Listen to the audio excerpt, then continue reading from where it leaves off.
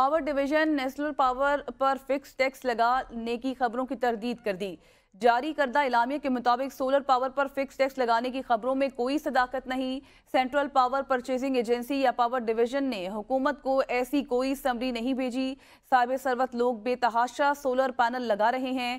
گھریلو صنعتی صارفین سمیت حکومت کو بھی سبسڈی کی شکل میں 1 روپے 90 پیسے کا بوجھ برداشت کرنا پڑ رہا ہے۔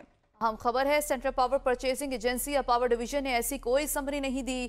پاور ڈویژن نے سولر پاور پر فکس ٹیکس لگانے کی خبروں کی تردید کر دی ہے۔ سولر پاور پر فکس ٹیکس لگانے کی خبروں میں کوئی صداقت نہیں ہے۔ اعلامیہ جاری کر دیا گیا۔ مزید جانیں گے شاہد اجمل سے۔ جی شاہد اجمل، مزید بتائیے گا۔ جی بالکل، پاور ڈویژن نے سولر پاور پر فکس ٹیکس لگانے کی خبروں کی تردید کر دی ہے۔ پاور ڈویژن کا کہنا ہے کہ سولر پاور پر فکس ٹیکس لگانے کی خبروں کی میں کوئی صداقت نہیں ہے اور سینٹرل پاور پرچیزنگ ایجنسی یا پاور ڈویژن نے حکومت کو ایسی کوئی سمری نہیں بھجوائی، جبکہ پاور ڈویژن کا کہنا ہے کہ صاحب ثروت لوگ جو ہیں بے تحاشا سولر پینل لگا رہے ہیں اور گھریلو صنعتی صارفین سمیت حکومت بھی سبسڈی کی شکل میں 1 روپے 90 پیسے کا بوجھ برداشت کرنا پڑ رہا ہے۔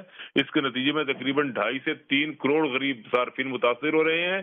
یہ 1 روپے 90 پیسے غریبوں کی جیب سے نکل کر متوسط اور امیر طبقے کی جیبوں میں جا رہے ہیں، اور یہی سلسلہ جاری رہا تو غریب صارفین کے لیے بلز کم از کم 3 روپے 35 پیسے فی یونٹ بڑھ جائیں گے۔ اور 2017 کی نیٹ میٹرنگ پالیسی کا مقصد سسٹم میں متبادل توانائی کو فروغ دینا تھا، اور اب ایک ایسا مرحلہ آیا ہے کہ سولرائزیشن میں بہت تیزی سے اضافہ ہو رہا ہے۔ اب ایک نئے نرخ دینے کی ضرورت ہے۔ ہم اس پورے نظام کی اسٹڈی کر رہے ہیں اور ایسی تجاویز اور ترامیم پر غور کر رہے ہیں جن سے غریب کو مزید بوجھ سے بچایا جا سکے گا اور 1.5 سے 2 لاکھ نیٹ میٹرنگ والے صارفین کی سرمایہ کاری کو تحفظ دیں گے۔ جی بہت شکریہ شاہد اجمل۔